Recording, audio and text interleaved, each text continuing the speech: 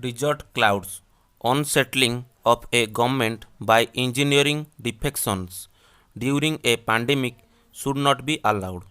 A political upheaval appears to be in the making in Rajasthan. The ruling Congress has accused the opposition BJP of trying to unsettle the Ashok Gehlot government. The BJP state president has denied the allegations and said the accusation was an outcome of an internal tussle in the Congress and an attempt by Mr. Gehlot to spruce himself up as a battle hero. The Congress has 107 MLAs in the 200 strong state assembly and the support of at least a dozen independent MLAs. The BJP has 76. The Congress and the BJP both are snared up in internal tussles.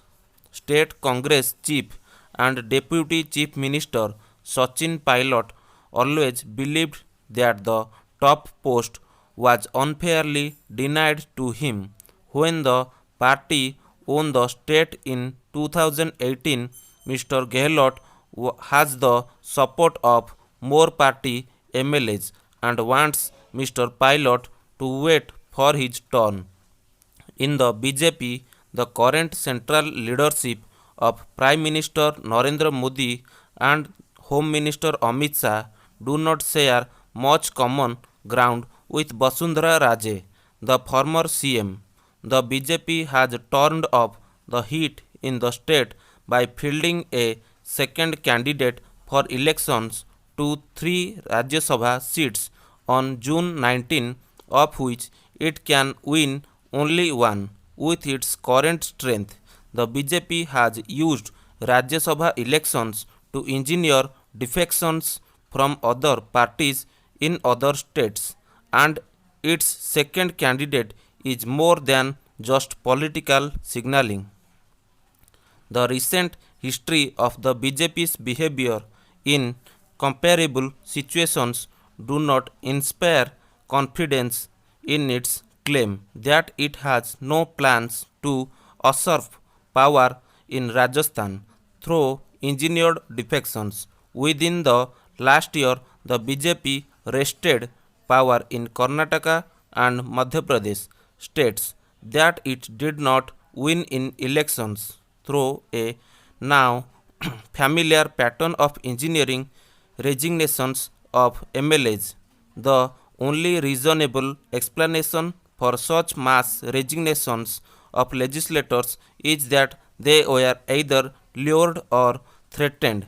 Earlier, the BJP get crashed its way to power in Goa and Manipur through questionable means. Every party has its share of disenchantment within its ranks, but using that as a facade to dismantle a popular mandate is not in the spirit of democracy. The upending of the Kamalnath government in Madhya Pradesh in the early days of COVID-19 outbreak in March was an ugly humiliation of democracy.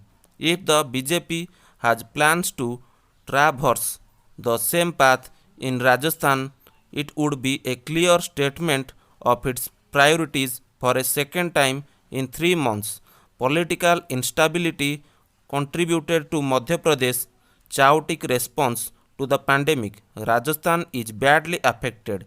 The state's response has been reasonably robust so far, but political uncertainty at this moment could spin the pandemic out of control. There is no good to time to seize power through unethical means, but this is a particularly inopportune moment.